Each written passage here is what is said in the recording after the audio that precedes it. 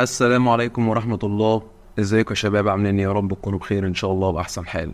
دلوقتي خلينا نتخيل ان في عميل بيكلمك على غلاف للمادة بتاعته. انت قلت له تمام يا مستر، عناية ليك، مفيش مشاكل، ابعت لي الداتا الخاصة بالغلاف. وبالفعل هو بعت لك كل الداتا، وخلينا نتخيل برضو ان دي الداتا اللي هو بعتها: اسم المدرس، المادة الفلسفة، اسم السلسلة الفيلسوف، الفيسبوك، اليوتيوب، الارقام، وجملة هو بيحبها. وفي الغالب دي الداتا اللي المدرسين مثلا بيبعتوها لما يجي يعملوا غلاف، بتبقى شبه كده بالظبط. تمام. انا دلوقتي بحط نفسي مكانك وبتخيل السيناريو بيمشي ازاي من خبرة سنين شغل مع العملاء.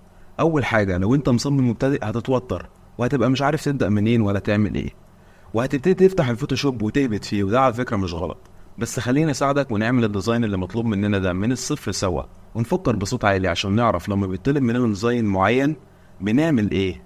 وقتك من دهب، فخلينا نخش في الشرح على طول. ده تصميم في الخمسينة، وفكرة الحلقة ان احنا بنعمل ديزاين جميل من الصفر سوا في 5 أو 10 دقايق، مش اكتر من كده. وضروري تتابع للاخر، لان في حاجة مهمة جدا في اخر الحلقة، ما تسبقش الاحداث وتابع معايا للاخر. اول حاجة، هنفتح الفوتوشوب ونجهز حجم الديزاين بتاعنا. يعني لو سوشيال ميديا، نفتح مقاس السوشيال ميديا اللي هو مثلا بيكون 2000 في 2000 بكسل. ولو غلاف في حالتنا دي، فاحنا هنفتح مقاس S3. فالفوتوشوب بيفتح وهنجهز مع بعض المقاس سوا. هنيجي هنا من الفايل نيو، ونختار السايز بتاعنا من برنت، نختار A3. دي هتبقى سنتيمتر، هتبقى الويدز 30 وال 43، خلاها بالعرض. تمام.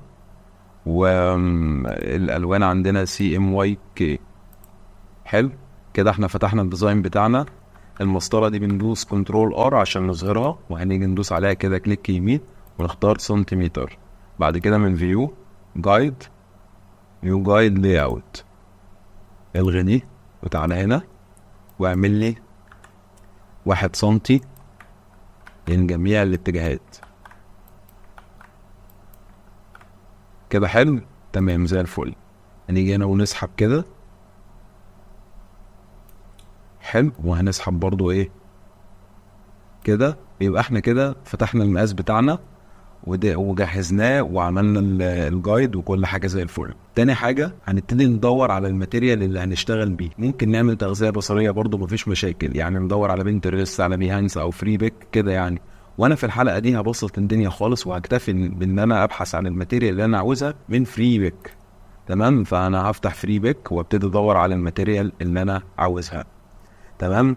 احنا دلوقتي المدرس قال لنا ايه؟ ان المادة فلسفة، صح؟ تمام، مفيش مشاكل. افتح جوجل ترانسليت. تمام، ابتدي من هنا واكتب ايه؟ فلسفة.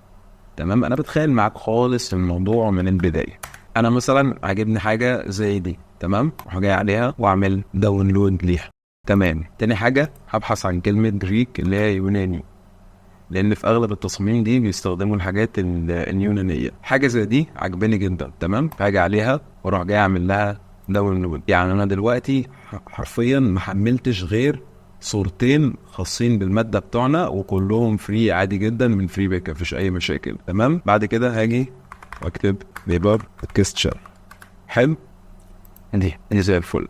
انا كده بالنسبه لي كده زي الفل قوي. انا حملت الماتيريال اللي انا محتاجها، فهبتدي ادخل الماتيريال على الفوتوشوب. اول حاجه هفتح الصوره، اول صوره احنا حملناها، وابتدي اصغرها شويه بالشكل ده كده مثلا. تمام. كبرها سنه كمان. حلو قوي. اهي اجي من هنا واعمل لها دي استرايز، واختار الاداه دي، واجي هنا كده حدد الجزء ده وادوس كنترول تي، وابتدي اسحب بس. تمام قوي زي الفل. هاجي في الجزء اللي تحت نفس الكلام، ابتدي احدد الجزء ده وادوس كنترول تي، وابتدي ايه اسحبه لحد الاخر لحد كده. حلو، واشيل الجزء ده من ديليت. تمام. اجي عند الملف بتاعنا ده واعمل له convert to smart object، واجي اعمل كده levels، واقلل قوي قوي قوي. حلو.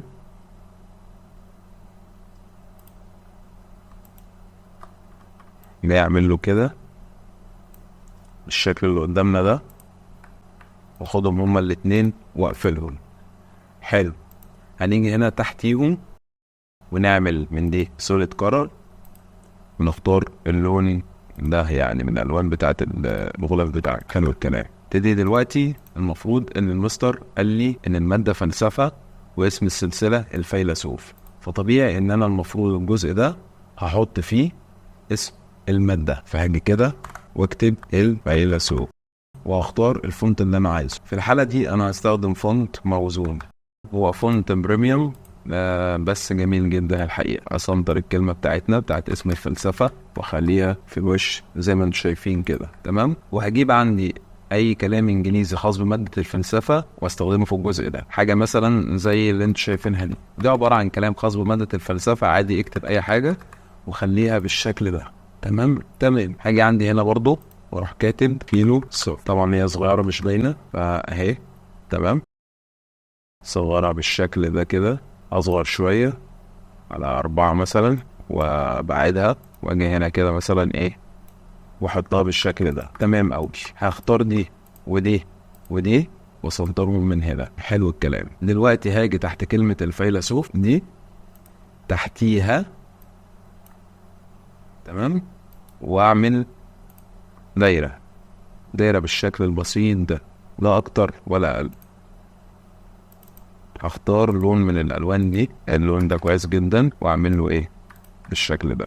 ممكن برضو اخش على موقع فلات ايكون واكتب كلمة جريك يعني يوناني.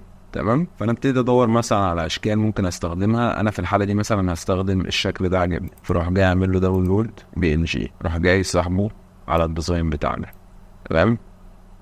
هصغره على قد ما اقدر وابتدي اكرره، وانا دايس عليه هدوس الت شيفت واسحب، اروح واخد الاتنين واعمل لهم كنترول اي، وبعد كده الت شيفت، فالت شيفت اخد التلاتة واروح اعمل لهم كنترول اي، وبرضه الت شيفت نفس الموضوع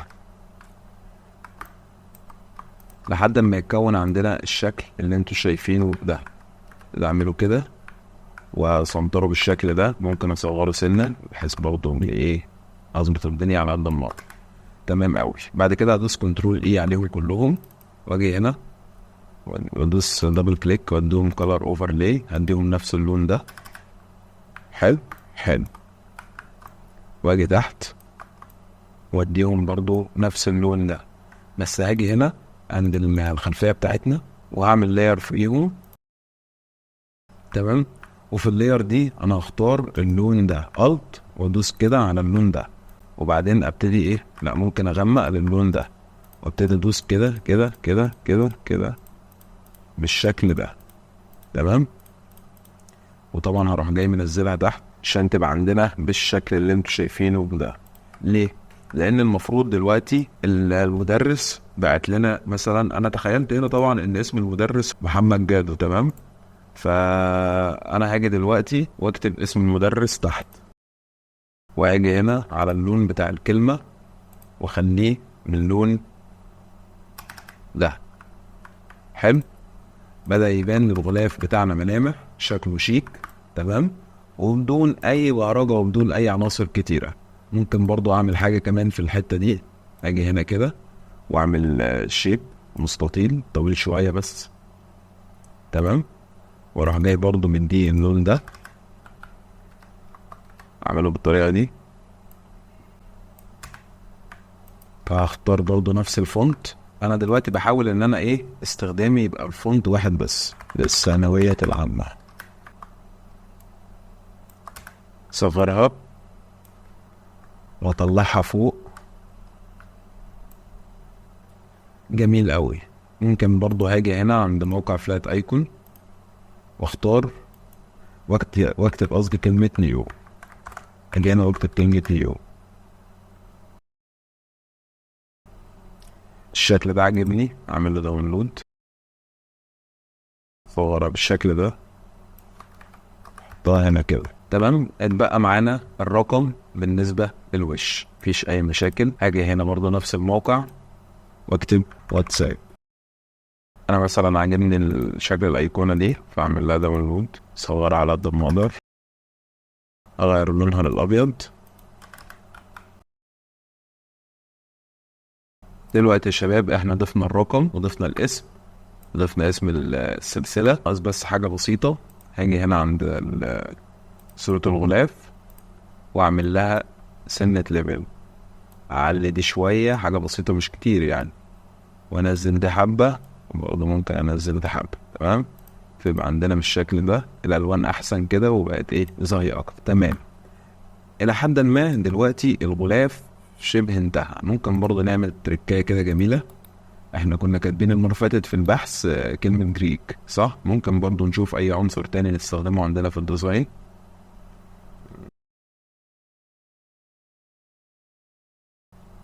عجبني انا الشكل ده، راح جاي اعمل له فري داونلود.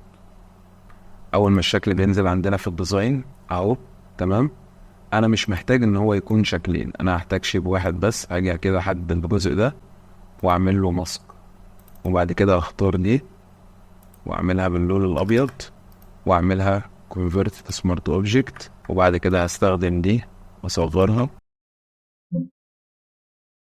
طب يا شباب، زي ما انت شايف كده يعتبر الغلاف يعني شبه ضمن معانا.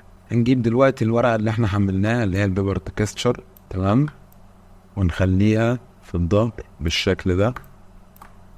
هنحاول نصغرها على قد ما نقدر، او مش نصغرها يعني نخليها ايه مظبوطة بالظبط كده. بعد كده هنيجي من هنا ونختار مالتيبلاي. حلو حلو، هدي ثبتها. بعد كده يا شباب هنستخدم فونت اسمه كالسيو. على فكرة الفونت فري، وهتلاقيه برضو مع الملف اللي انا هرفعه مع الفيديو. وهنكتب نفس الكلام، فيلو صوفي. تمام، كبر كده الفونت. تمام، حاول تسنطره هنا كده على قد ما تقدر. هنيجي هنا وندوس convert to shape اهي. بعد ما عملناها الشيب هنيجي هنا نختار الدايركت سيلكشن دي، ونقف كده ونحدد الجزء ده. بعد ما حددناه هنسحب واحنا دايسين عليه شيفت لحد مثلا بالشكل ده. تمام تمام، انا شايف كده بقت الكلمة عندي يعني كويسة. ممكن برضو بنفس الاداء اطولها ايه حاجة بسيطة كمان اهو، شيفت وادوس لتحت، شيفت سهم لتحت. ماشي كده بقت عندنا الكلمة اللي في الظهر، وانا شايفها كويسة بصراحة، مش وحشة. ممكن الغي دوت مش محتاجه. بعد كده يا شباب هنيجي للصورة اللي احنا حملناها دي، وهنختار من select subject.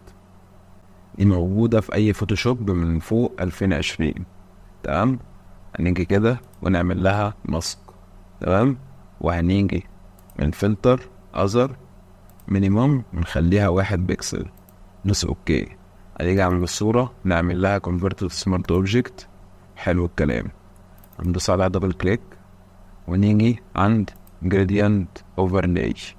تمام، هنيجي هنا ونختار اللون ده.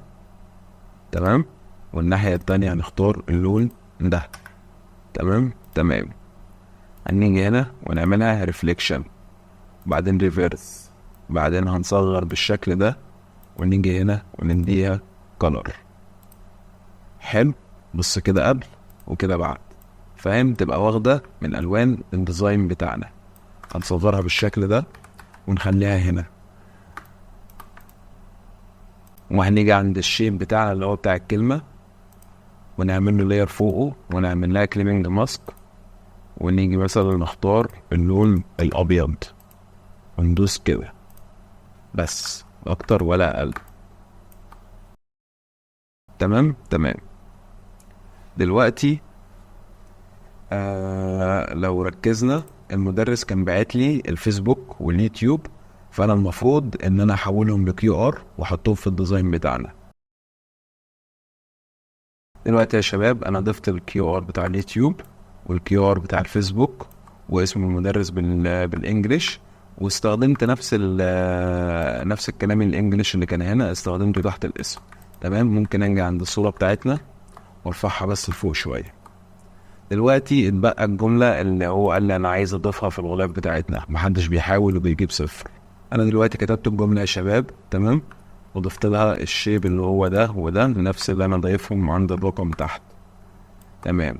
دلوقتي الغلاف شبه ضم، اتبقى بس حاجة بسيطة جدا. هنيجي هنا ونعمل كده. حلو.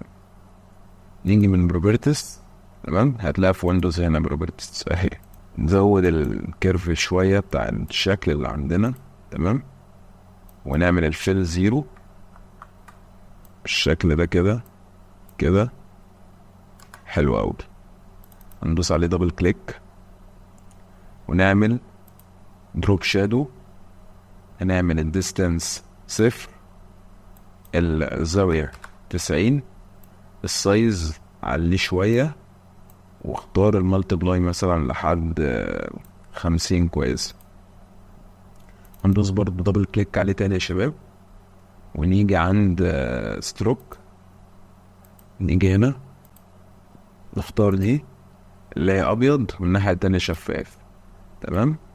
وهنقلل السايز بتاعنا شوية الشكل ده ونخليها ريفلكتد، وممكن نقللها شوية كمان بس سنة بسيطة كده زي الفل قوي.